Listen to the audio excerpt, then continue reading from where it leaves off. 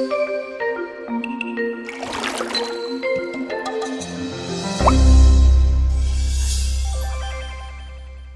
to see so many people on a beautiful Saturday. Good morning, everyone. Good morning. Morning.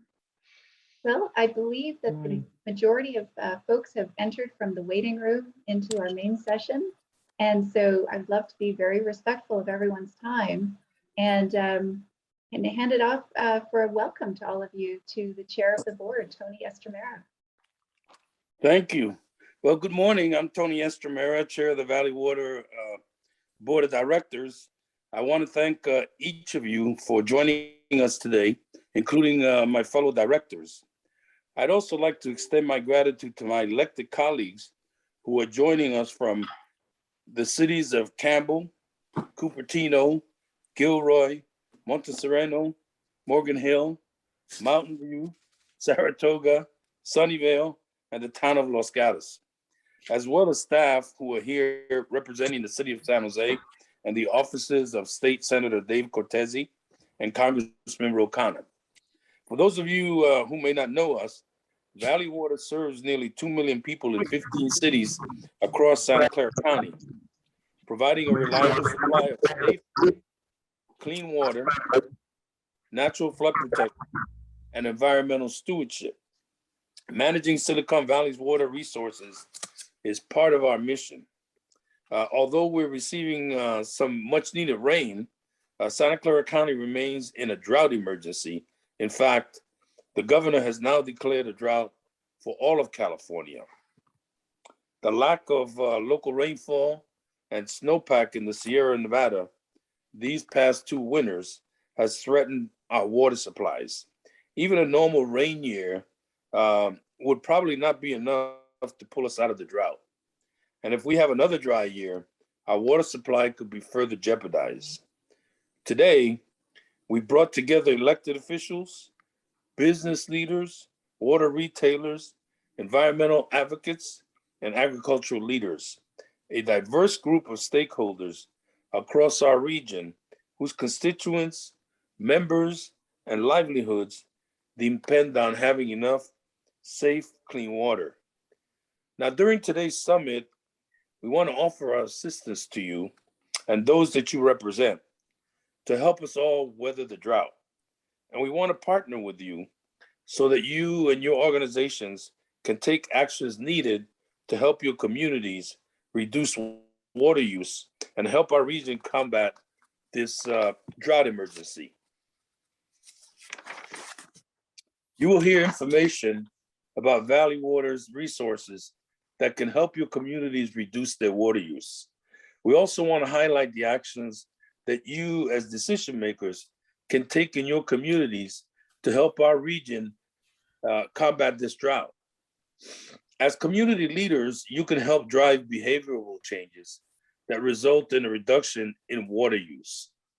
And we're doing our part to lead us out of the drought through technology, since here we are in Silicon Valley. We're working to expand our county's use of advanced purified water, a drought resilient and locally controlled water source. We want to take the next step by using purified water to replenish groundwater basins in Santa Clara County and increase our drinking water supply. You'll hear a little bit more about that today. Valley Water will continue working hard to secure water supplies for today and future generations. We owe it to our children and grandchildren to make sure that there is always enough water. Together, our future is drought-proof. And now we have a video message from Ahmad Thomas, CEO of the Silicon Valley Leadership Group. We'd like to thank CEO Thomas and the Leadership Group for their generous sponsorship of the Drought Summit and for their continued partnership with Valley Water.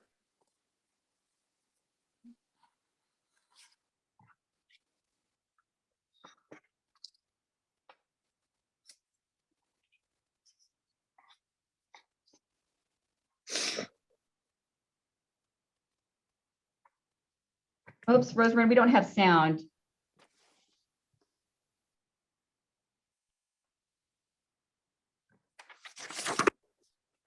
Rosa, you're gonna have to stop sharing, reshare it, and make sure you click the sound button on the bottom left when you start to share.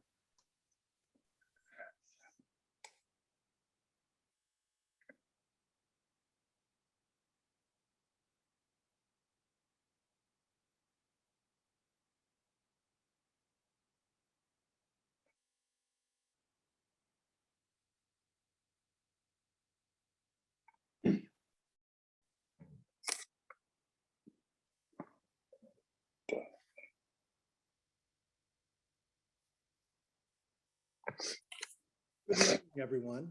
My name is Ahmad Thomas. I'm the CEO of the Silicon Valley Leadership Group. We are proud to co-sponsor this Drought Summit today with Valley Water. A reliable supply of safe, clean water is vitally important to not just sustain our economy here in Silicon Valley, but to allow it to grow and support our region and the state. That's why it's essential for this group of elected leaders, business leaders, environmental advocates, and agricultural leaders to come together and discuss how we can get through this drought emergency together. We know that our water supply conditions, already threatened by 2 dry winters, could get even worse if we experience another dry winter. It's imperative that we work together on solutions, including expanded conservation efforts and investments in technology, such as recycled and purified water and a truly drought-proof water supply. Many Silicon Valley companies are already using recycled water for industrial purposes, and we support Valley Water's effort to expand Santa Clara County's use of purified water to supplement our drinking water supplies. In addition, our region must achieve greater levels of water conservation, especially if this drought carries into next summer. By working together, we can make sure we have a safe, clean water supply for healthy lives and a healthy environment and thriving economy.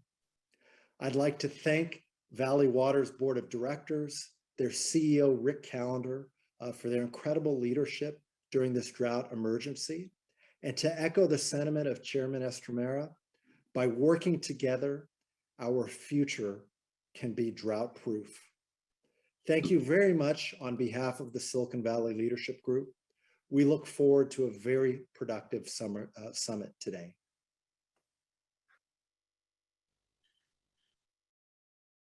Thank you very much. And thank you everyone for joining us here today, taking time out of your Saturday to be here. My name is Jennifer Johnson. I'm with Canyon Snow Consulting, and we are delighted to be here as your facilitators today. Also on our team that you can see are Leslie Guardino, Kathy Yoon, and Alyssa Evans.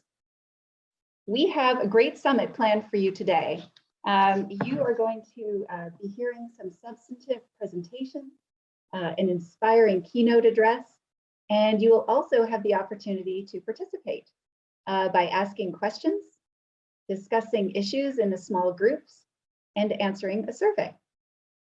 For the questions, when you have a question, we don't have the chat feature enabled today, so we are offering a Leslie's cell phone number. You will see it in her window.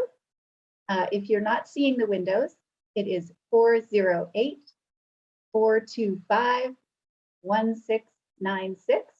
But any questions you have, you can text to Leslie and she'll facilitate the answers. If we don't get to them all, we will follow up after the summit. Let's see, when it's time for breakouts, you will see an invitation on your screen. It will invite you to join a breakout group. Please just click join. If you're not at your screen at the time, the little timer is going to run down to 0 and it'll automatically put you there into your breakout room. And when it's time to rejoin the main session, the same thing will happen. You'll see an invitation to go back to the main session, and you can just click yes or join to do that. So all of that moving back and forth is going to be automated for you. And when it comes to the surveys, that will also show up on your screen when the time is right. And we really appreciate your input and your answers on those surveys. So it should be pretty straightforward, but a lot of fun. And I would love to hand it back to the chair to now introduce our wonderful keynote speaker. Please take it away, Chair Esther.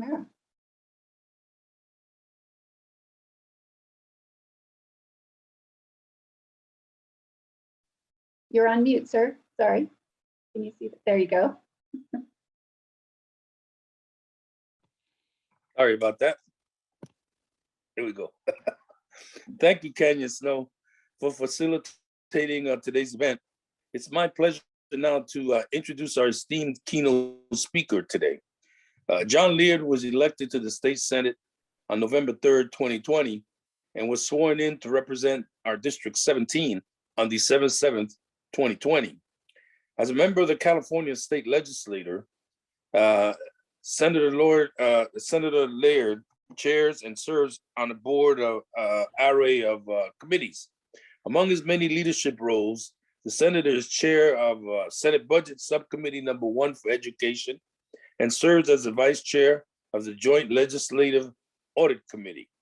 He's also a member of the Appropriations Committee, the Budget and Fiscal Review Committee, as well as the Joint Legislative Committee on Budget. He also serves on several Senate policy committees, including Natural Resources and Water, Judiciary and Labor, Public Employment and Retirement. Prior to his Senate service, Mr. Lear served as Secretary of the California Natural Resources Agency under Governor Jerry Brown between 2011 and 2019, and was also a member of the State Integrated Waste Management Board from 2008 to 2009. In 2002, he was elected to the State Assembly to represent the 27th District, which also included portions of Monterey, Santa Clara, and Santa Cruz counties, and was re-elected in 2004 and 2006.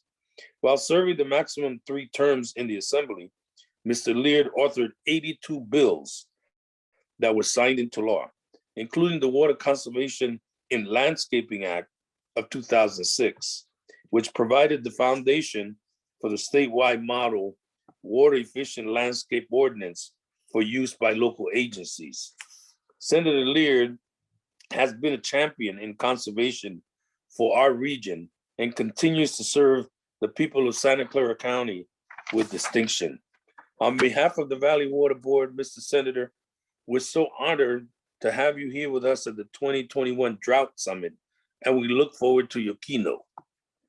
Senator. Well, thank you very much, Tony. I really appreciate that kind introduction and our longtime friendship. And it's great to be here today. I want to use the time very efficiently, but I should say first the obvious that I think other people have referred to, which is that you set a drought conference and the next day an atmospheric river is scheduled to hit. So basically, if you would just schedule 10 drought conferences, we'd be good for the season. I appreciate that connection. I think I want to talk about 2 different sides of the equation here. I have looked and seen, scrolled through who's here, and it's an amazing array of leadership in the Santa Clara Valley. A lot of friends, a lot of people I have worked with. And I think to talk about the drought side of the house, the best way to do it is really tell you a couple of stories to kick it off from the time that I was Natural Resources Secretary, because I was the one cabinet secretary that went first day to last day with Governor Jerry Brown.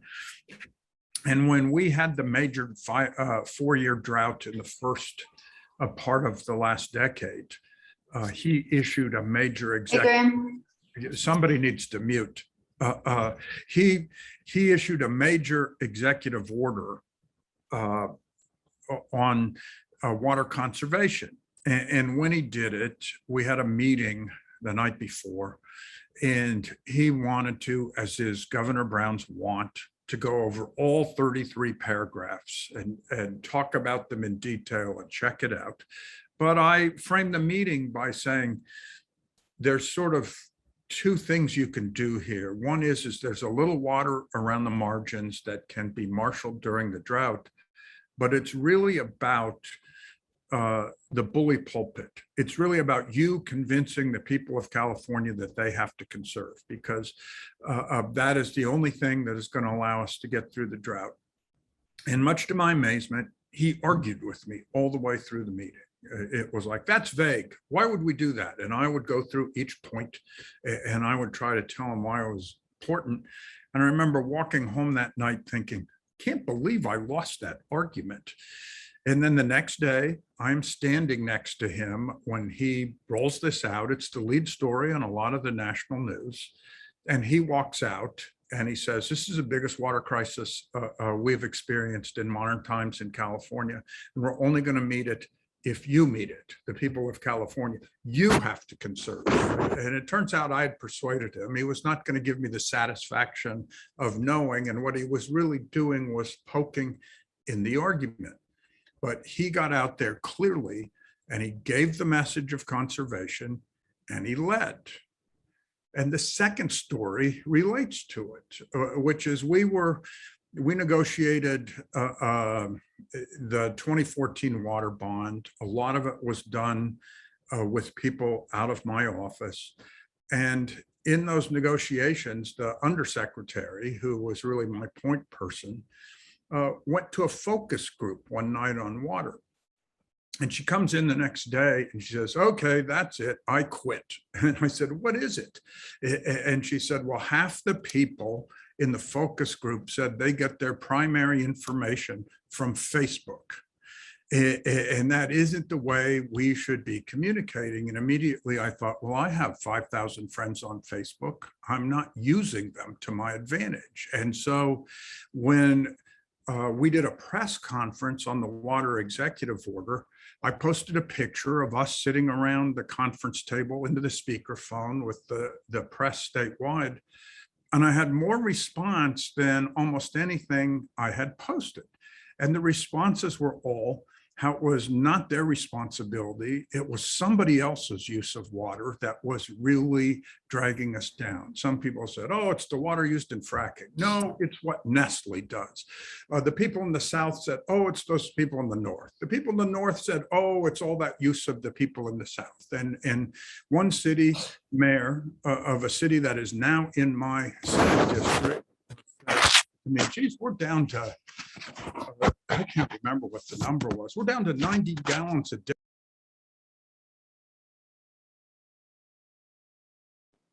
Senator, you need to unmute.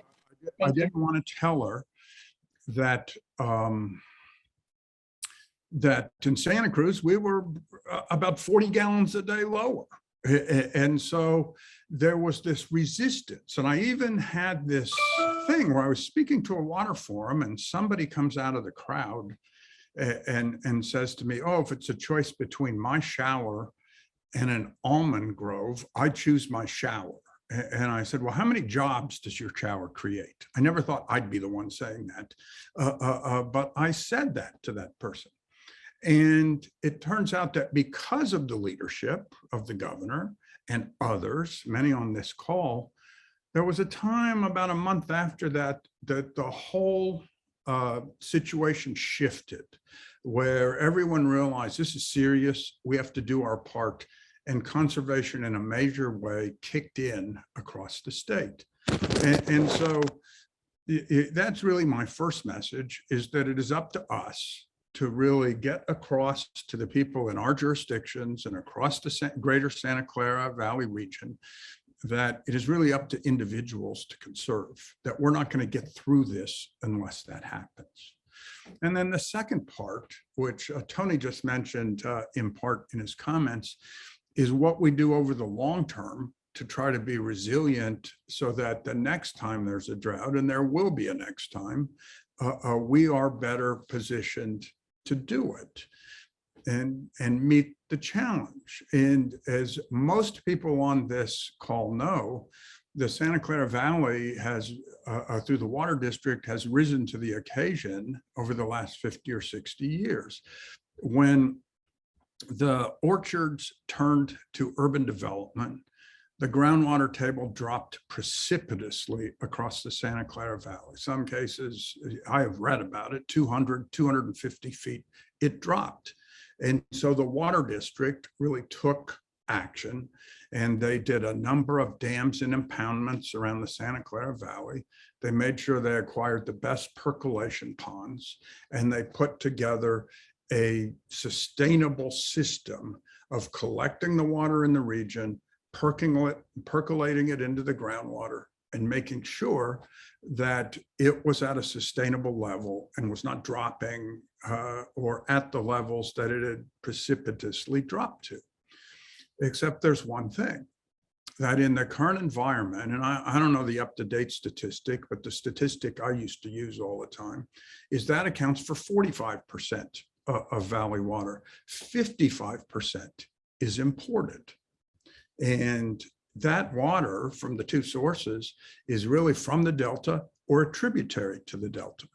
And there was a time, and I can't remember, it might have been in the early time I was resources secretary, the pipe broke between the San Luis Reservoir and the Santa Clara Water District, and it was out of commission. And that was the way that the imported water was going to get into the Valley system. And there were discussions about whether or not there would have to be conservation of 50%.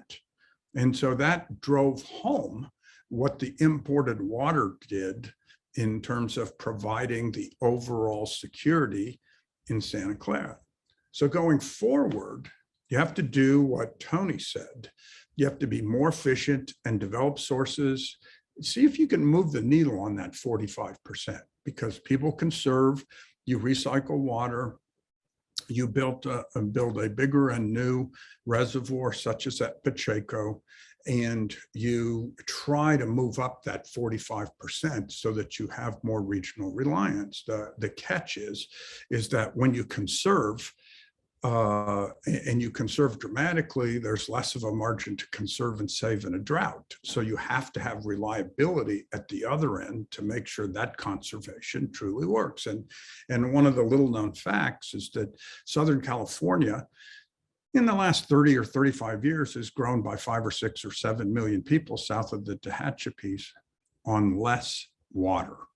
So they have conserved in Southern California, and the conservation has allowed for the growth that has happened. But then they have less of a margin in times like this to be able to get people to conserve, because they've done a lot of those things. You can always do more, but they have done a lot of those. And that same dynamic will come into play in the Santa Clara Valley. And so the real thing is how do you make reliable the imported water?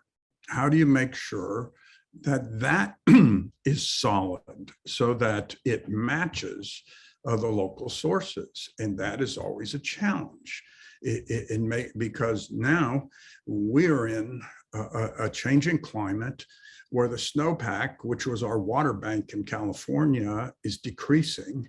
And so the real thing is in the major storms like the one we appear to be having tomorrow, how do we have the infrastructure to capture the excess water from that? And by excess, I mean, make sure you meet your environmental goals, make sure you keep salt in the San Francisco Bay and not have it in the Delta. But if there's excess flows over a few days, how do you capture those to make sure those are saved for times like this?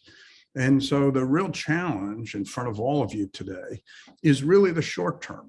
It's really, how do we educate people as to this drought? How do we make sure they change their patterns?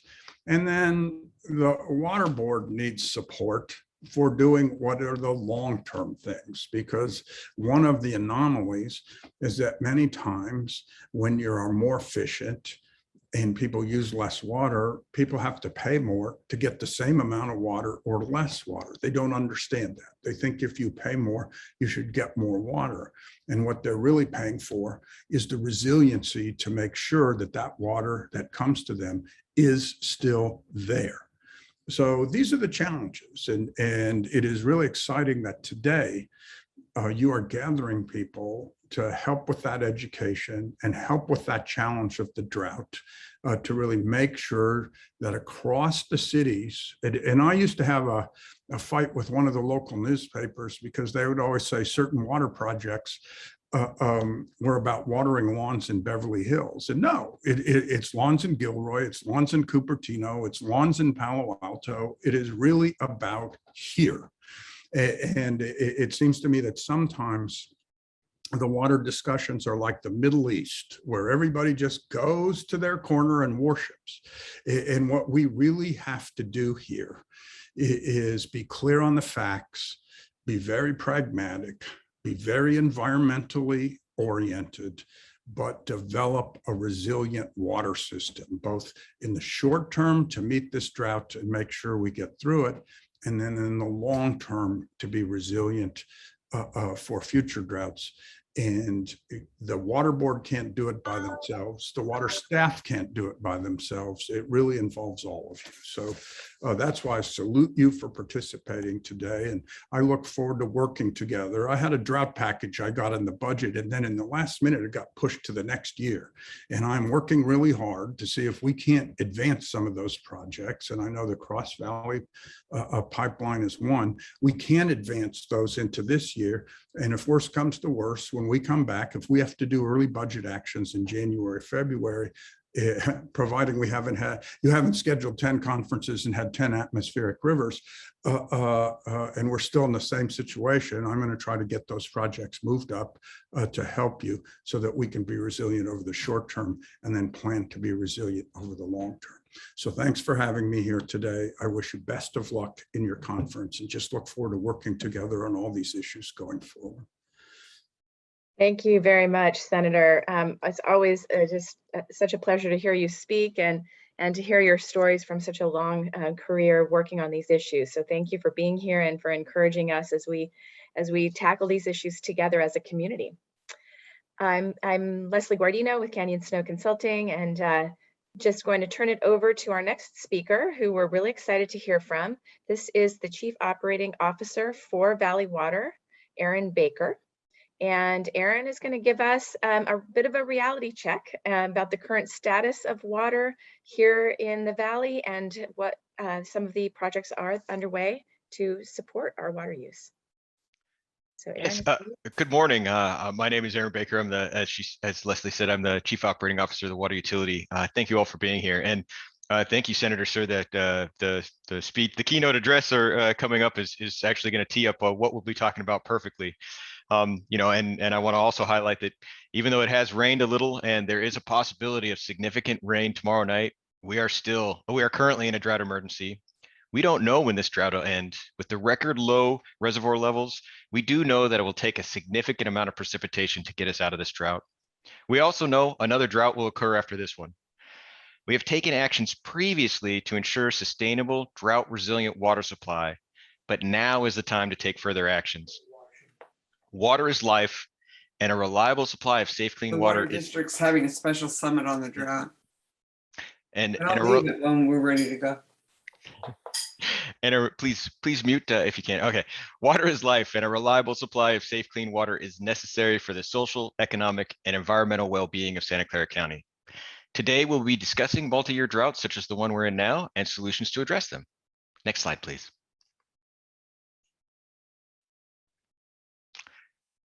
So most of you know Valley Water, but Valley Water is the water management agency for Santa Clara County, covering the 2 million residents in the 15 cities, and many of the cities are represented here today, and we greatly appreciate your attendance here.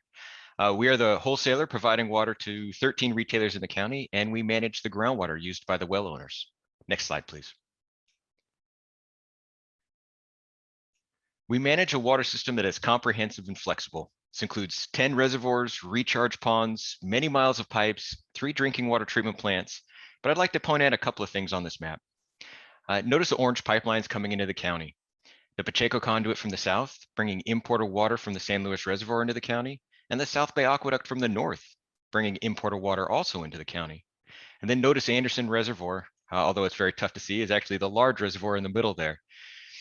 Anderson Reservoir and Clara Reservoir are connected to our raw water transmission system, and imported water can be placed in these reservoirs, or water from these reservoirs can be sent to our treatment plants or recharge ponds. While other reservoirs may not be directly connected to our raw water transmission system, the releases from these reservoirs below the dams recharges the groundwater aquifers through the stream bed. One last thing I'd like to point out is the red pipeline at the top of the county is SFPUC's Hetchy system that serves their customers in the North County. Next slide, please. Since the 1920s, groundwater users in Santa Clara County have pumped more water than naturally occurs or naturally recharges into the ground. We've made significant investments building reservoirs and bringing in state and federal water, imported water into the county. Valley Water is concerned about land subsidence, which is the land sinking due to the overpumping of the groundwater. This chart shows how our land surface did sink when groundwater was overpumped, and in some areas, this was quite significant. As you can imagine, any future subsidence would have a significant impact on our infrastructure. Next slide, please. As was mentioned earlier by the Senator, we have a diverse water supply portfolio, which helps our agency be resilient. We rely on local water, recycled water, and conservation. Imported water is the water that's brought in from outside the county and accounts for about half of our water supply. While we have long-term investments and strategies for sustaining our local and imported water infrastructure and deliveries, I'd like to highlight the purple and the green rows here. We believe recycled water and conservation are an important part of our current and future water supply. Next slide, please. I think all of you know that we're in a drought and a drought emergency. We just recorded our second driest year in nearly a century. Our county is in extreme drought, and a portion is an exceptional drought. We've declared a water shortage emergency condition on June 9th this year, and the county also did, or followed up. Our county was included in the state drought declaration on July 8th, which was expanded to the entire state this week. The snowpack that feeds our imported water supplies is minimal this year, and the snowmelt that did run off into the reservoirs was very dry due to the was reduced due to the dry conditions. Next slide, please. As was mentioned before, with over half of our water coming from outside the county, our imported water allocations have been drastically slashed due to the drought. We've worked hard to secure emergency imported water supplies. These emergency supplies must be pumped hundreds of miles to reach us. The water that's currently being treated at our Santa Teresa water treatment plant and water being used to feed the South County recharge ponds was theoretically offset by farmers in Northern California earlier this year, stored in the Shasta Reservoir, released to the Sacramento River, traveled across the Delta, pumped out of the Delta into the canal, pumped from the canal to the San Luis Reservoir, and pumped from the San Luis Reservoir into our county. As we are coming into a new year, we are working on next year's water supply. We have heard from the state and federal projects that we need to expect very low initial allocations next year, and the only water we may receive would be for critical public health and safety only. Next slide, please. As I showed Anderson kind of being in the hub or the middle of the a little bit south, but middle of the county there, especially in the middle of our raw water transmission system.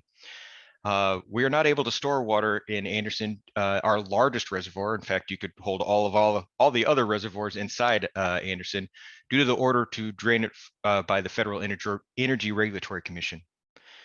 We knew things would be challenging during this drought without Anderson, and because we have to rely on more imported water supplies, we are more critical or susceptible to droughts more than ever. Next slide, please. Emergency imported water supplies and additional water use reduction by the community have begun to slow the groundwater level declines. However, our groundwater levels may drop significantly due to increased pumping, limited recharge, and reduced imported water allocations. As a result, we run the risk of resumed subsidence in North County and wells going dry in South County, where groundwater is their only source of drinking water. Next slide, please. Here's how water is used in our county, or this is typically how water is used in our county. Half of household water use is outdoors. That is why we emphasize cutting back on irrigating landscapes. And we know many have already done what they need to do, taking advantage of our programs and looking at those types of things. We're not looking at trying to reduce the needed public health and safety for indoor water use, but we do want to understand and highlight the amount of water used for outdoor irrigation. Next slide, please. To address the water shortage emerging condition, of course, our board of directors called for reducing water by 15% compared to 2019 levels and restricting lawn and ornamental landscape irrigation. We also commit to promoting water conservation programs to all users. Next slide, please. Some of our key drought response actions, of course, include doubling our landscape rebates, which you'll hear a little bit more about later, increasing our conservation messaging, reducing retailer deliveries, maintaining South County groundwater recharge, scaling back our groundwater recharge, reducing releases to most creeks and ponds, and also providing monthly drought updates to our Valley Water Board of Directors. Next slide, please. The graph here shows that our community is responding, and we greatly appreciate all of you have had to help us reach that goal. We understand that many cities have taken drought actions, implemented their water shortage contingency plans, and doing all these things to meet the call that we have called for. The county's used 9% less water compared to August 2019. And we thank you for all your efforts to reduce your water use. Next slide, please. Though we have a lot more work to do, we've seen a number of successes so far, such as securing emergency import of water, increased water conservation, and this has helped slow our groundwater decline. We've also seen more participation in our conservation program and know that conservation is not only something that we need to do now, but also needs to be a way of life in California. And with that, I will hand it over to Justin Burks, Senior Water Conservation Specialist, to talk about our water conservation programs. Justin? Thank you, Chief Baker. Next slide, please. Good morning, everyone. My name is Justin Burks, Senior Water Conservation Specialist. The most important message I can get across today is that there's a water conservation program for every person, family, business, and school in Santa Clara County. We offer programs from rebates to free installation services to free resources for increasing indoor and outdoor water use efficiency. For agriculture, Valley Water's mobile irrigation lab goes to farms to provide free technical services for growers to help improve irrigation efficiency in seasonal row crops and tree crops, greenhouses, nurseries, and vineyards. We also help you address water waste anywhere in the county and offer education, workshops, and other resources. These rebates are important because half of our water is used at people's homes and half of their residential water use is outdoors, as Chief Baker had mentioned. The greatest potential for savings is reducing outdoor water use. Next slide, please. Many of you may already be familiar with some of Valley Water's rebate programs. Landscape and irrigation rebates are available through a single application valued up to $3,000 for single family homes and up to $50,000 for multifamily properties, commercial, and institutional sites. And thanks to cost sharing agreements with many cities and water retailers in the county, rebate rates and maximum amounts may be even higher for many of your constituents. And participating in Valley Water's other rebates like our Greywater rebate or our water efficient technology rebate to retrofit water using equipment do not contribute to these limits either. Our landscape conversion rebate for removing lawns and replacing it with waterwise landscapes is $2 per square foot as a base rebate, and brown lawns can qualify as long as we can tell it used to be a living lawn. On average, this program specifically saves 36 gallons of water for every square foot replaced, and savings will build over time. After completing a landscape rebate project, customers can also take advantage of our free irrigation consulting and maintenance program to protect their investment and receive information about their new water efficient landscape. And for people who don't have the upfront capital to complete a rebate project, we offer the Lawn Busters program through a partnership with the nonprofit Our City Forest to offer free services or cost shared services for underrepresented community members. Next slide, please. Our landing page at watersavings.org is not organized by program names that people can may have trouble internalizing for themselves, but by purpose.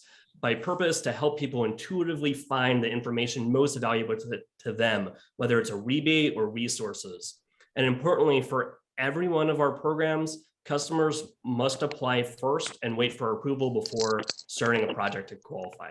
So visit watersavings.org or email conservation@valleywater.org to start your project. Next slide, please. Our website also has a lot of information as well as short videos that show and tell about our free services.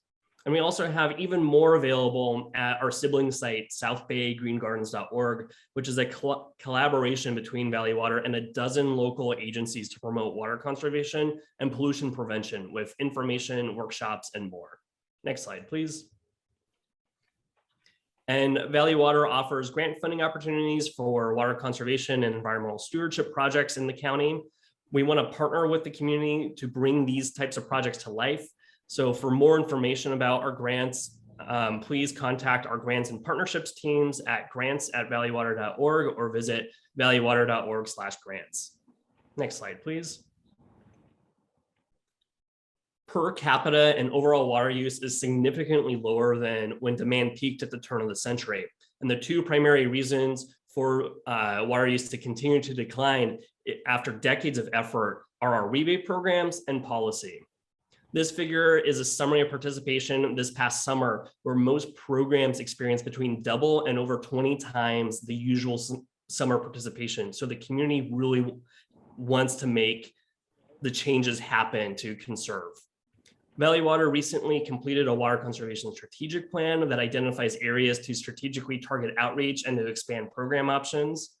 And what we found was that with all the efforts that the community has made to save water, fewer than 3% of residential properties have participated in our most popular and effective programs.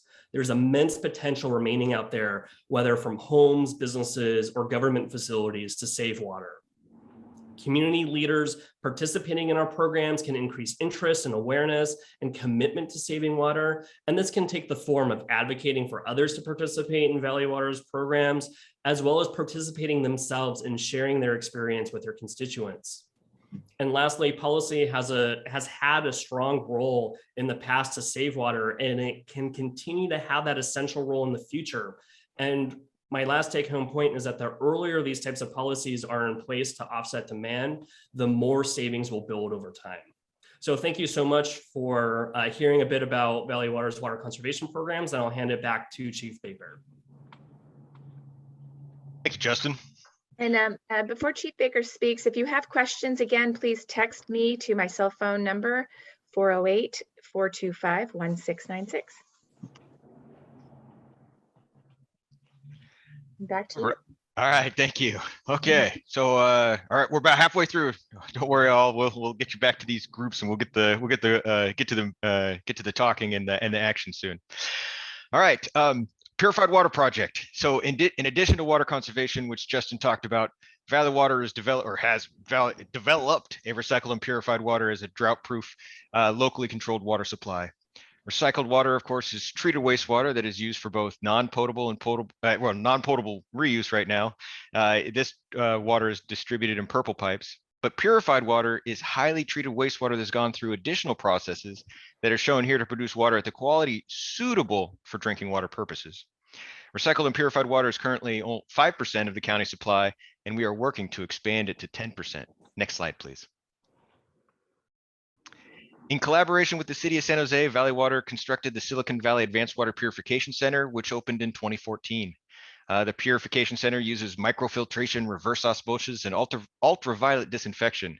Similar technology provides safe, clean, and reliable water to the astronauts in the International Space Station and water suppliers around the world. This highly purified water produced by the Advanced Water Purification Center is blended with the recycled water produced at the wastewater treatment plant to enhance its quality to a level more suitable for irrigation and industrial uses. The Purification Center has demonstrated the safety, cleanliness, and reliability of advanced purified water as a new drought-proof water supply. It has so far produced over 10 billion gallons of purified water.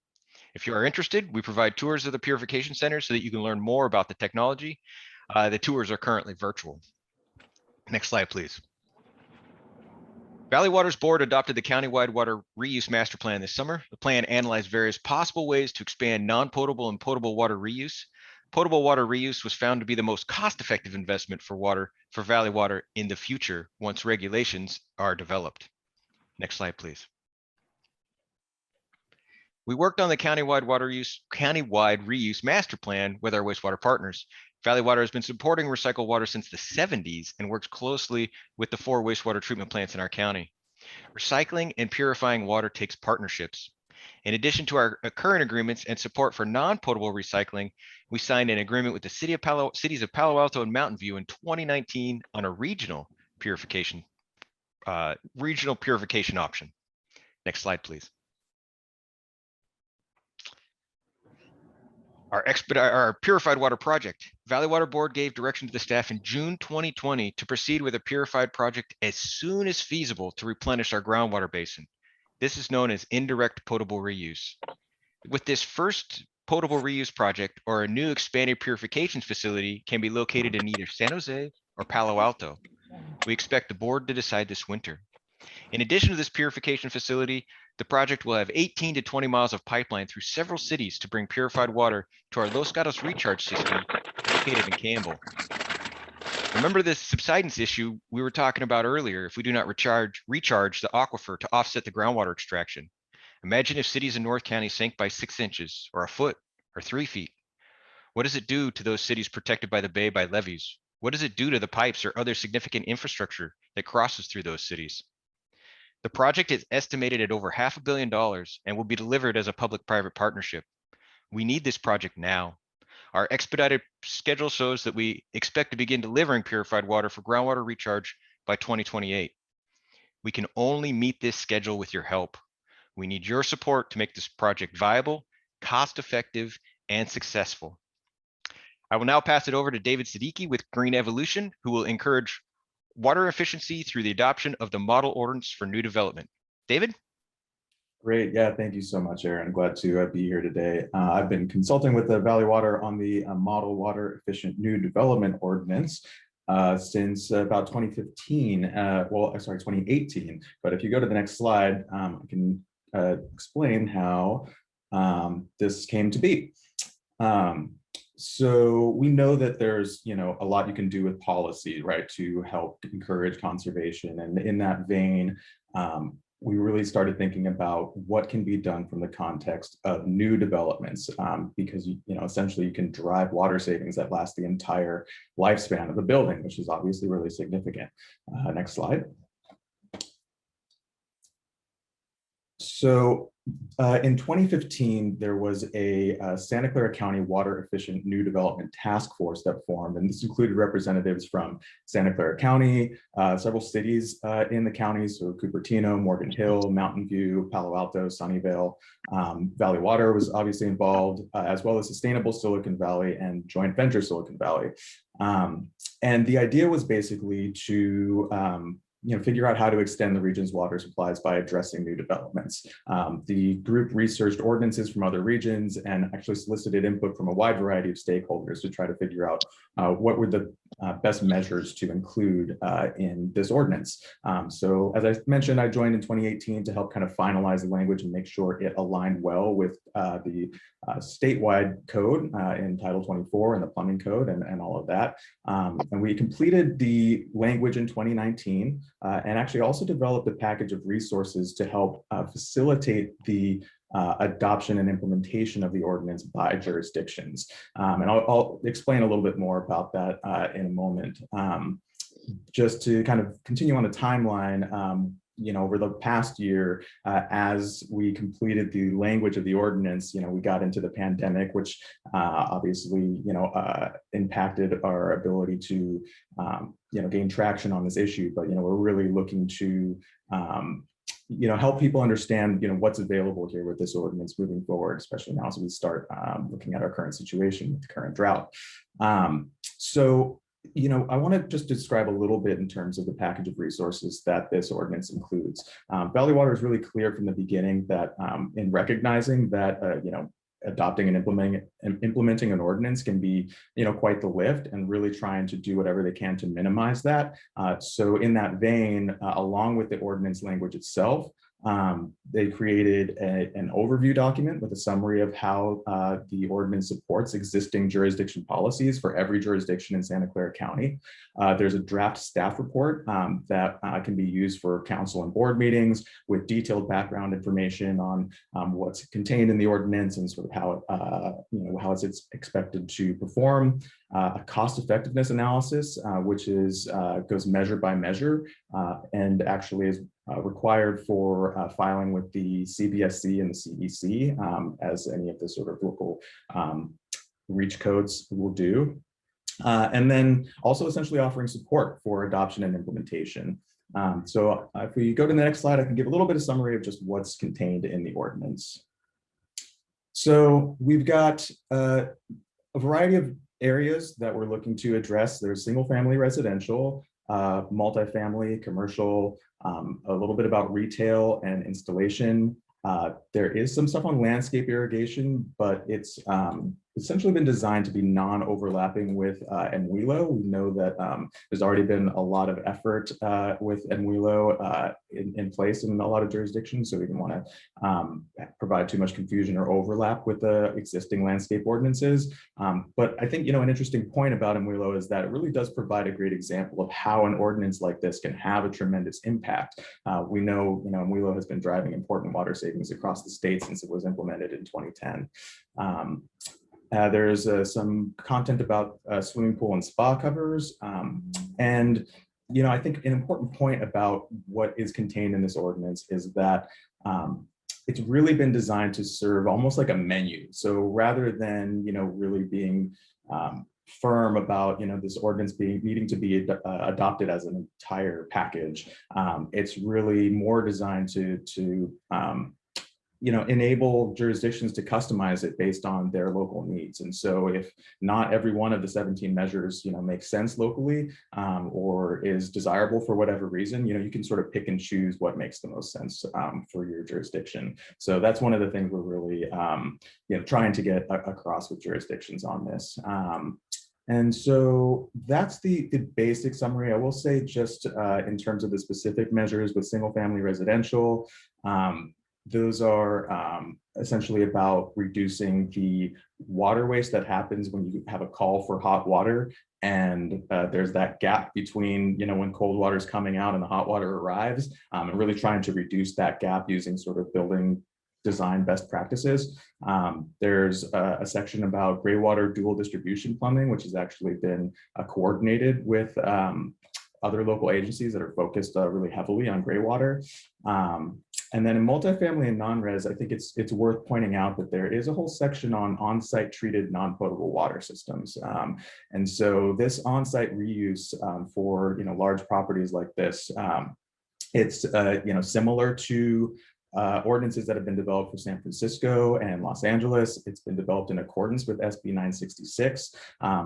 And it's essentially a pretty detailed piece of requirements, but we would acknowledge that it's best done when coordinated with the Department of Public Health, because it definitely involves water quality standards and safety.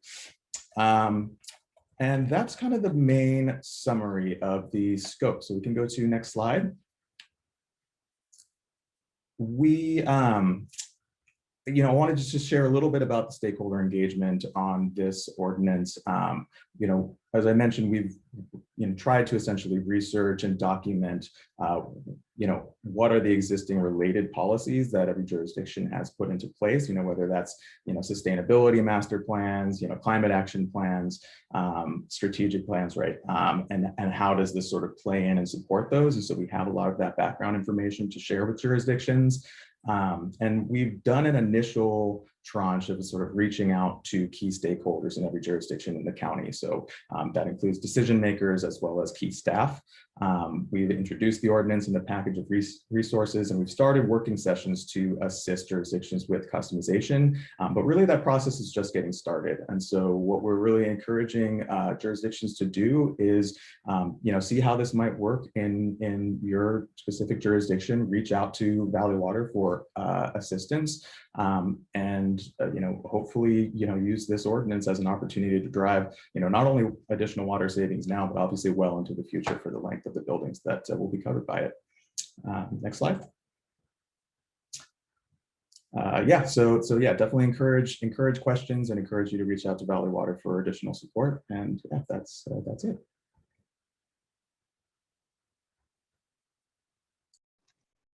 Wonderful. Thank you very much, everyone. That's really amazing information and just great resources for folks to have. We do have some questions from the group that I'm going to try to get to during this Q&A. So I'm just going to pull these up. A couple of questions came in about federal infrastructure funding. So we're all, of course, hoping for a federal infrastructure bill. Wondering what it looks like for the state, but also will local government get any funding to help with our water conservation needs? Would anyone like to take that, Erin, or someone on your team? Rachel? Actually, yeah, I can take that. Thank Good you. morning, everyone. My name is Rachel Gibson. I'm the Chief of External Affairs here at Valley Water. So the short answer is that with the historic infrastructure bill that unfortunately has yet to be signed, but things are looking up, I think everybody is eligible or likely will be eligible for some funding for drought purposes. Obviously, we have been working very closely with our representatives in Washington, D.C. to make sure that as this bill has been crafted, that we're well positioned to receive and compete for that funding if there is competition involved. Some things are grants, some things are not. But the long and short of it is absolutely yes, we should all be looking into ways that we can apply for and receive funding that can help make our region more drought resilient. Certainly as the water agency, flood protection, and the water supply agency for Santa Clara County, we're heavily invested in that and are pursuing every dime of not just federal, but also state dollars for that purpose. You heard the senator talk about that as well. I'll pause there and let you get to the next question too, Liz. I know we're short on time. Yeah, a really easy question is, will these slides be available? Because there's so many great resources in the slides. And I believe the answer is yes. Do you want to talk about, Rachel, how we're going to get the slides out to folks? Actually, I will turn to Don Rocha for that.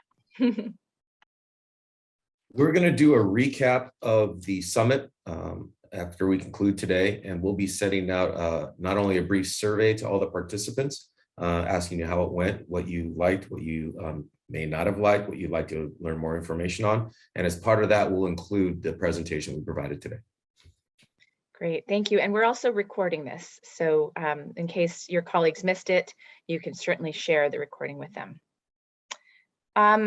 Just a wrap-up question. What do you think that our water infrastructure will look like 20 to 30 years from now? How will it be different? How will it be better? Some future prognosis? I guess I could offer the chair the chance, but I'll start off by, I think that, I think we need to understand where things are going. I think that recycled purified water will hopefully be a big portion in 30 years from now. I think that we'll need to work together as a lot of our infrastructure is aging, and then as we update our infrastructure to maximize it, and also take into account how we can share with what the users that we have here is find a better system for agricultural, environmental, and human needs on how we work together on those, but knowing that hopefully we're using every last drop efficiently in 20 or 30 years from now, maximizing the potential for our recycle capacity, and having a resilient supply, hopefully for our kids as we move forward. Is the chair still on? Would the chair like to? Oh, there's Tony. Yes. Yeah, sure. I agree with Erin, with respect to purification projects. I think they are a thing of the future, but also by then, I think we would have solved a lot of our issues regarding storage. As the senator mentioned, we have to deal with climate change. By then, climate would have already changed, and I think we'll continue to have the same situation we have now, which is drought to flooding, and so we have to figure out how to work that, and I think that requires storage. As the senator also mentioned, Valley Water is always working on the future. It's the projects. As Director Shua has said many times, what we do today is always work for the future. We're always looking at the projects now to guarantee resilience later. So every day, every time we have a meeting, most of it is about tomorrow, the future. And that relates a lot to all the challenges that we have now regarding storage, water purification for supply, and dealing with climate change, which, like I said, in the future would already have been substantiated. Yep, agreed. That's wonderful, wonderful way to wrap up the Q&A. Thank you, Chair Estremera. Well, we've got a lot of local government officials on this call, and we all need to know what our constituents think. So we're really excited to have some polling data and some focus group research to share with everyone so that you can kind of hear where residents think this is going, what they're willing to do, just what their sentiments are around all these issues. So I'm going to hand it off to Michael Mermelstein to give us some of that very interesting polling data. Good morning, everyone. Thank you very much, Leslie. Let me see if we could get this screen share here. Okay. So I conducted 3 focus groups. Let's move this along. There we go. So I conducted 3 focus groups in our Nichols Research Sunnyvale office. I'm a partner at the company, and we did groups with homeowners, with people who lived in multi-unit buildings, as well as with mostly property managers, talking about their acceptance of, you know, where things are, how they feel things are going with the drought, and accepting or kind of pushing back a little bit, and also kind of talk about messaging. And so we're going to kind of just today talk about kind of some of the focus group, what we learned in the focus groups, and primarily what we're seeing is that the impact that you guys are having a good impact in terms of a lot of the building of awareness and interest. Most residents now are accepting of the fact that there is a drought, that there's an emergency. They're looking for ways that they could help. Many of them really want to feel that they could make a difference, but it's such a large problem that no one individual feels that they really could get their hands around, or that nothing that they're going to do is going to make a real difference. And so they really kind of want to know that yes, they know the principles that, you know, if everybody does a little bit, it's going to matter. And it'll have a big impact, but that kind of needs to be, they keep needing to be reminded of that everybody's going to work together to try and make that they will make a difference. And I think what we heard as well in terms of kind of keeping people and trying to build more awareness, yes, so that there's more people willing to take actions, specific actions, is what the senator was talking about. There's a sense that people have that this drought is something that's becoming cyclical, and many people are now starting to think that it's more than cyclical, it's a way of life, it's permanent. And they could see this, right? You could see what's happening with your own eyes. You hear, in addition to what you were all saying, what the media is saying, it's very much real for people. So they expect water companies to deliver. They deliver water, deliver it clean, deliver it at an affordable price. And to, as the chair talked about, kind of manage for the future as well. So they're all looking towards a lot of that. They feel that many residents feel like they're already taking small steps. They become so aware that they feel that, you know, they're doing things, not turning on the water if they're brushing their teeth until they need to, or shaving, or trying to use off hours if they're doing some things outside. They feel like they're already doing some of these small things that they know of, and they feel that they know a lot, but that's not entirely accurate. But they do feel that they're trying to help, and they do feel that they want to help to make that difference. But as I mentioned, they feel too, the resident, in particular, the residents, less so the property managers, but a little bit, but the residents feel that this is the new normal. They feel that the drought is no longer, the cyclical aspect of it is becoming a real way of life. And from a messaging perspective, they would like to see not just the immediacy. Obviously there's an emergency right now that needs to be dealt with and worked on and managed, but they'd like to see some of this talk about a new normal, a new way of life that incorporates conservation, and not the kind of every other year, every two out of every 3 years that people are asking for these steps to be taking place. They get tired of it. It kind of wears down. And so we really kind of want to focus on making this not something that we're dealing with every single year, but we're dealing with it always, and that this is becoming how I live my life now is going to make an impact. And so that's one of the key aspects that we heard from residents in particular. Particularly some of the messaging that we've learned about, make sure when you have people come into your website that it's prominent. People are looking at messages and they can't see if they want to go learn more information, or if they want to see something. If you have a message, make it prominent. Sometimes the messages get kind of too small in the print. And so make it easy for people. Make it visual, but make it easy.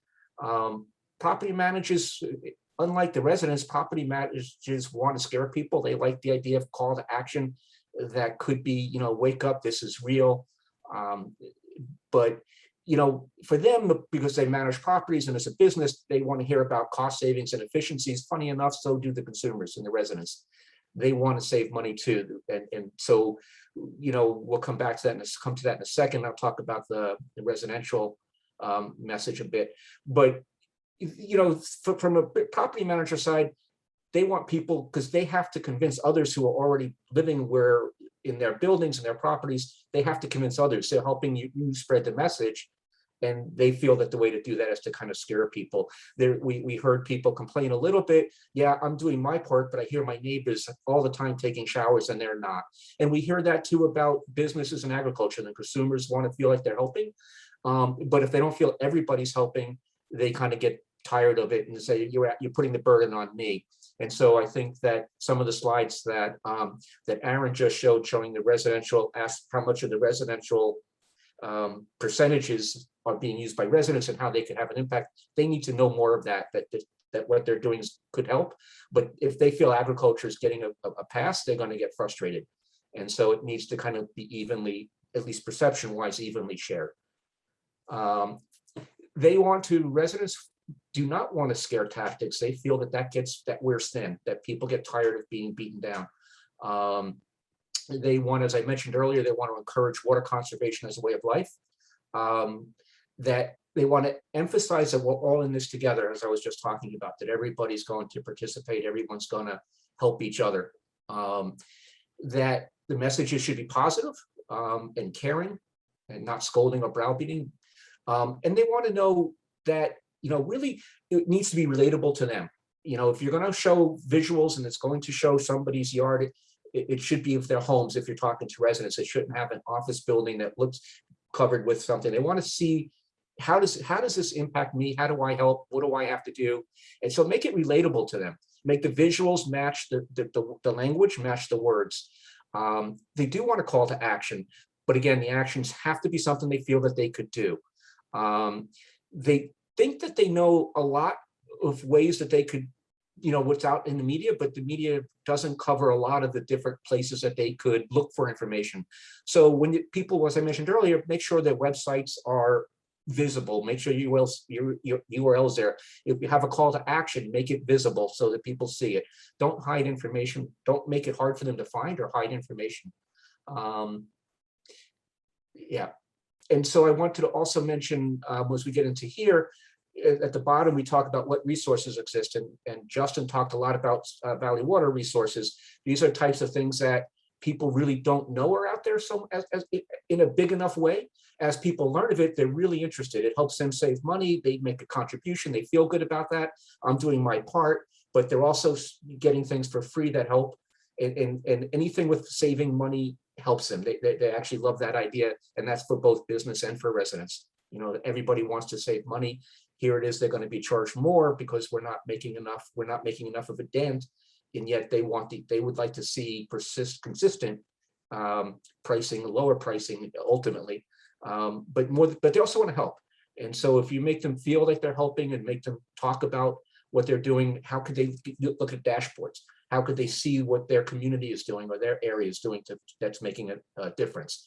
Property management, we talk about education. As the experts, you need to help them understand, tell them how things are going. And don't think that just because the media is talking about it or your messaging is coming out there, it has to be consistent with helping them understand and learn more. I know we're short of time and I'm kind of hitting my time point. So I know we don't have time for questions, but I'm Michael at nicholsresearch.com. Feel free to send me any questions about this or you could go through Valley Water's folks and they could reach out to me as well. So thank you very much. Thank you, Michael, for that fascinating presentation. Now we're going to take a short break. Just a quick note that we've had a request to review the model ordinance, so we'll plan to get that to our elected officials after the summit. So we're going to go into a break and reconvene at 10:50 a.m. It's currently 10:41. Please feel free to turn off your screen and mute your microphone. We'll reconvene at 10:50 a.m. and get back into our main event, our session dialogues to put action into combating the drought together. So I'll give you a 2-minute warning just before reconvening and looking forward to catching you after the break. Thank you, everybody. So this is the portion of our agenda where we get to do report outs and call to action. I'll be calling out our session leaders we have about 3 minutes for each session leader to share their findings and the discussion and commitments that the participants have agreed to join in the fight to the drought. So Rachel, I will call on you to take it away. All right, so we will start. And actually Andy Gear was our reporter, so I'll turn it over to Andy. He's got the notes. Thanks. Okay, I'll try and talk fast. So for the first question, what does a regional drought response approach look like? It starts with unified stakeholder messages, retailers, cities, Valley Water, all on the same page. The message needs to change from scare tactics to education, and most are willing to help. For example, South County has closely collaborated with Valley Water on a number of these. Need to work together on projects. Money is daunting, and local cities can't shoulder it all. Next question, how would we establish a regional approach to drought and conservation in the county? Retailer side, partnerships will be key on conservation and on the supply side. One-size-fits-all approach won't work. All the major stakeholders in water supply need to collaborate, kind of look down the field. There needs to be uniformity on incentives and also on enforcement. The example of Cupertino having multiple suppliers and perhaps different rules there was an example. The message needs to be really coherent on both benefits and enforcement. Fairness really needs to be across the board, and we need to do a better job of explaining the conundrum of the need for new housing, but also the need to conserve. That one comes up quite a bit. And the need to preserve open space and look at opportunities to partnership on that, learning from others, what's worked well in other regions, trying to adopt those models. What are the obstacles to creating regional solutions? Removing jurisdictional barriers, thinking beyond a city or a county limit, a retailer service area. Regional projects are more resilient, they're more cost effective, but they're really hard to do in practice, in the current political realm we operate in. There's no solution that's a silver bullet, but we need to remember the equity lens as well in both outreach and implementation, noting, not everybody's on social media. We need to reach people in different ways, ensure communities have the same education and the same access to tools. We know that droughts are here to stay, that climate change is driving that. We need bigger solutions. We need to go beyond what we can do locally, and we need to engage state and federal help, especially on funding. Equity really needs to be a focus in communications tactics, decision-making, make sure that, that those making decisions represent the broadest spectrum of our communities, and equity needs to be addressed in action. And then what are the benefits to regionalism, and how do we get there? Scale. It'll help with equity, and with growing that funding base, that also helps get projects done. Having diversity of sources, whether it's groundwater versus purified, it provides increased flexibility and options. Can another supplier like Hetchy fill the gap when our region is having a tough time, and vice versa? Diversity of funding sources as well, right? Again, addressing that equity issue. consistency, predictability of water supply across the region, establish a consistent baseline on what to expect. And then at the same time, understanding that all participants and stakeholders do not have the same resources and the same access to things, that, North County and South County, South County, for example, not having access to imported surface water and so forth, and then economic differences within our region. Fundamental resiliency is important too, not just drought resiliency, but earthquake, wildfire, other disasters. And sort of this idea of building relationships, more interties, more interconnectivity regionally, helping our neighbor out. And then, rolling up our sleeves and letting people know that there's hard decisions looking ahead with how we use water, what happens. I'll pause there. Should I go into the second breakout, or just pause with the first? Andy, if you have some highlights on the second breakout, that'd be great. All right, I'll try and move quicker. What does a regional drought response look like? Unified messages. Am I reading the same one here? Hold on. Oh, I'm down to the second one. Sorry. What can we do in the next 60 days? Implementing water use surcharges and water budgets, other outreach and enforcement of water use restrictions, implementing water use shortage ordinances, collaboration with wastewater agencies, intergovernmental talks between cities, and looking at scorecards to let folks across the region know how they're doing. What are the obstacles? Environmental permitting, certainly one, not to bypass it, but can we streamline it? Can we get it more timely? Can we get out a message to consumers that saving water is also saving money, and use that as a driver? And then, look at ways to get decision makers to really take the lead in conservation. Stronger partnerships in that realm may help with that. And then finally, what are commitments to addressing drought? I think from the retailer perspective, working lockstep with Valley on both messaging, on conservation, looking at reducing lost water, and then supporting the long-term resiliency and water supply projects, looking at making San Jose a role model for other cities. How does climate, greenway, and resource priorities drive everything we do related to drought? And then in line with other environmental organizations and stakeholders to make sure that we're consistent there. That was a lot. I tried to talk fast. Hopefully that was clear. Yeah, that was fantastic. Thank you, Andy, and the breakout session in that group. Up next, we have Bart. Hello, everybody. In our group, we had a pretty extensive discussion, and I'm just going to, rather than go through each question, I think I'll just talk about the overall themes of the two themes. So starting with formulating regional approaches to drought response. Consistent messaging came up in all the questions, really. Catchphrases like brown is the new green, things like that. And then other aspects like acknowledging the differences between the various municipalities and service areas of retailers.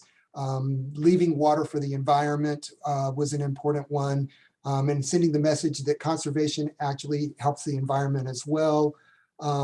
Coordinated actions with municipalities and retailers. Things like this summit are really a great idea. Valley Water could adopt ordinances and measures for municipalities to then follow. On obstacles, really we need a regional champion, and Valley Water probably needs to play that role. City departments need to respond county-wide. There's also the sort of an issue of a lack of trust. Does Valley Water speak for everyone? And just developing a framework that's sensitive to individual cities, with Valley Water as a regional voice, and then trying to get people's buy-in at all the socioeconomic levels, things like rate challenges and dealing with the political viability as well. That is something that has to be factored in. There were, other issues that came up, like what can Valley Water do to assist your community to better navigate the drought? And again, consistent messaging came up again, and just the messaging that people understand that it's really about the outdoor use more than the indoor use, and explaining why playing fields are green, but their lawn has to be brown, things like that. So, and then moving on to implementing regional approaches to drought response. The 60-day timeline was sort of difficult for our group because it's just such a short period. So that was something that just sort of came up, but contacting state representatives to get buy-in, to make sure that you've passed or updated your urban water management plan and water shortage contingency plans, just making sure that the existing water supply assessments are realistic based on the development that we are seeing in Silicon Valley. Some of the obstacles are staffing capacity, just the complex and multiple issues that municipalities and retailers have to deal with. That winter is a tough time to message on drought and conservation if rain is falling out of the sky. The need for community policing of conservation requirements and public understanding of the nuances of conservation. And I think an important one was reaching people who can actually do better in conservation. It's one thing to reach those where you're preaching to the choir. So that was another issue that came up. And then I think just under other comments, there was really a sentiment that there should be a stronger target for recycled water, that 10% recycled water may not be enough. And I think that covers most of the major points of the group number 3. Thanks, Bart. And thank you to the participants in that session. Up next, Antonio, you're on deck. Hey everyone. I think this is where things start to get repetitive. We heard a lot of the same messages from our group. In terms of formulating a regional approach, I think the overall message was we need to be more proactive. We need to have a unified message, and that we need to educate people in the Bay Area about where their water comes from. A lot of people don't know that they're heavily dependent on imported water supplies and the challenges that come with that. We also need to release information on the businesses and others in the community that have done a great job, and to ensure that those examples are really great. That one example that was given was a business that replaced their lawn with just gravel, and I think the thought was that wasn't a great message to put out there to the community. Also on the call for conservation, I think there's a general confusion about what percentages mean. If you have already been conserving for quite some time and now you're being asked to do 15% more, what does that look like? People in the community are confused about what else they can do. If they already replaced their lawn, they already have, water conserving, different elements of their house have already been completed. And so now what else can they do? So more examples on what that looks like.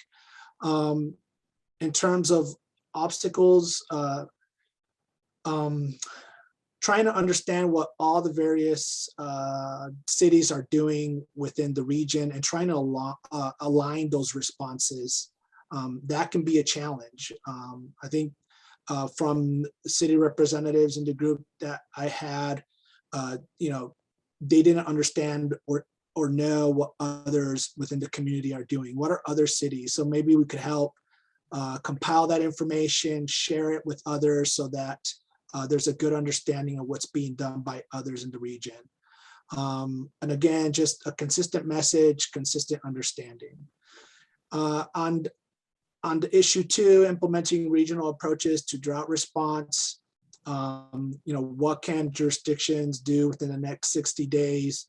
A suggestion was to approach, the Cities Association for Santa Clara County and the chambers with implementation plans that call for action instead of providing just updates. Also, again, just collecting and distributing all the water ordinances to all of the various cities and retailers so that everybody knows what others are doing. The obstacles included staffing. Cities, others are really struggling with staffing, and it's hard to staff up for a drought that could end this year or could extend for many years to come. So that's a difficult thing to do. And then finding a way to identify the worst offenders so that people understand what should we be targeting. Are the worst offenders residential? Is it commercial? Is it landscape? Is it indoor? Putting information out there for everybody to understand where are the low-hanging fruit, what can be done to improve things quickly.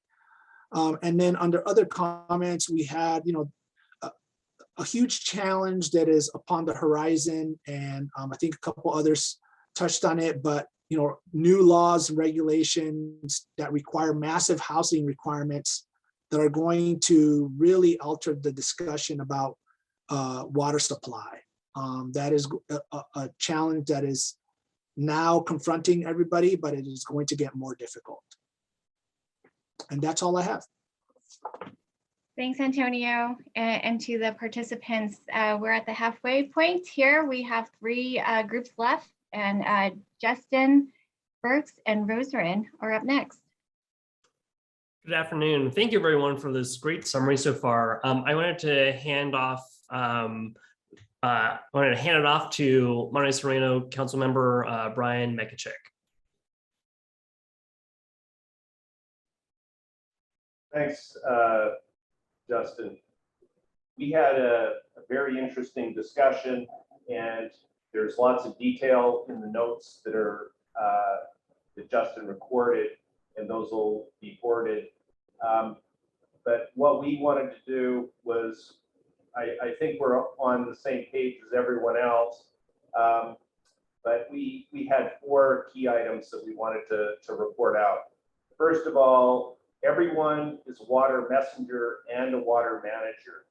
That would be a really helpful message to get out there so that people know, our residents that turn the faucets on and off and use water, that they know they're a water messenger and a manager. The second thing is that there were 2 cities and 1 water retailer in our group, and the 3 of us are 100% committed to helping deliver and reinforcing messages to our residents and to our customers. The third point is that our residents and customers need data on water usage and water conservation. We need to establish what a baseline is and how we're doing. Just to send messages that say reduce your water usage without any feedback on where how the water usage is being reduced will just frustrate people. And then our final point was, and I don't think this has been mentioned, is we need to leverage our youth and teen commissions and help get the message out within the community. And those are very powerful advocates, and they carry messages to their families that make an investment in reducing water consumption, in changing their behavior, and that sort of thing. And there's a huge opportunity there. I think that Justin said that in his slides there was a 15% opportunity on water conservation. So that's the report out from Group 5. Thank you, Councilmember. I love the idea of water messenger and water manager. We all can be stewards when we think about ourselves that way. Up next is Chief Baker. All right. Am I the last one? Don is after you. Oh, all right. Okay. All right. We'll move along. I thought it was the only thing holding us up from lunch here. So I think the group that I was in, I think we had excellent conversations on quite a few things, most of which have kind of been mentioned before. But I think the overall arching message of conservation is a way of life, and and drought or changes in water supply are going to be. We must continue with this drought response even during the wet times. We have to continue to communicate together when this drought does end, before the next drought will come again. We need to continue with this drought response. And I don't know, it's a drought summit during when it's really wet outside, or what those things might be. Those are the things that we need to keep the foot on the gas as we keep moving once this drought eventually does end, and we're in that time before the next drought comes. The other part was this consistent calls and consistent messaging during droughts. I think, understanding water shortage contingency plans and other plans, and trying to get a unified message across. We understand that it is difficult because we have a lot of different jurisdictions, a lot of different supplies, and a lot of those other things out there.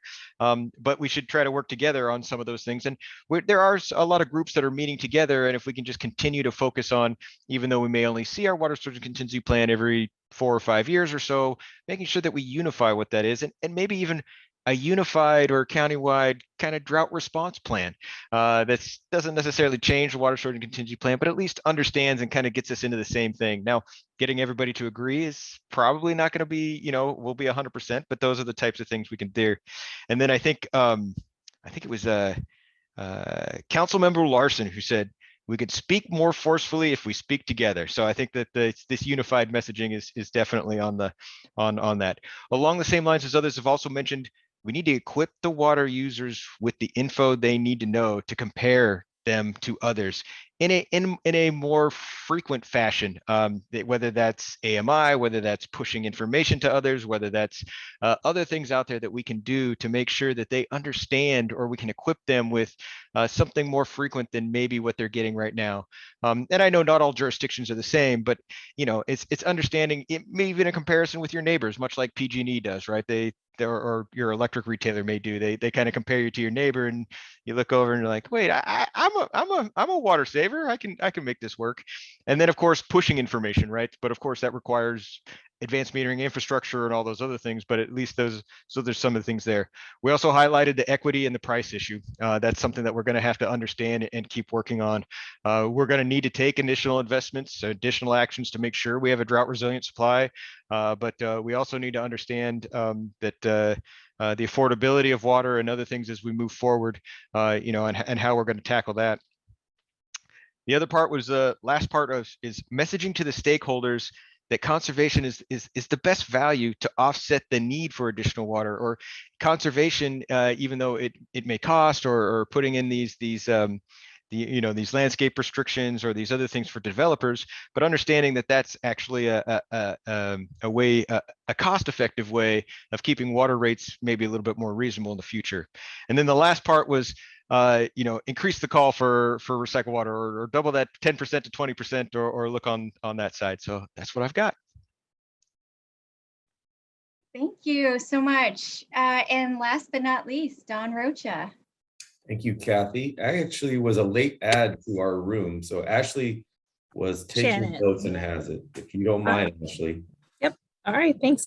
Well, being the last group, it means that everybody took a lot of our points, but I'll try to highlight differences. We definitely have the theme of better understanding water usage come up in several of the areas. So in that being better ways to establish per capita water use for comparison, as far as estimating how much water customers should save, as opposed to just comparing to the 2019 by address. Understanding water usage in the way of perhaps installing devices that provide real-time water data. There was also kind of a consistent message about the complexity of our water systems and permitting obstacles, and the need to kind of help the average person understand that would be helpful. One of these, one point that came up was, why a building permit might require trees being planted, but perhaps there can be better messaging about the benefits of trees and why we, the importance of them, and why the amount of water that they use would be important.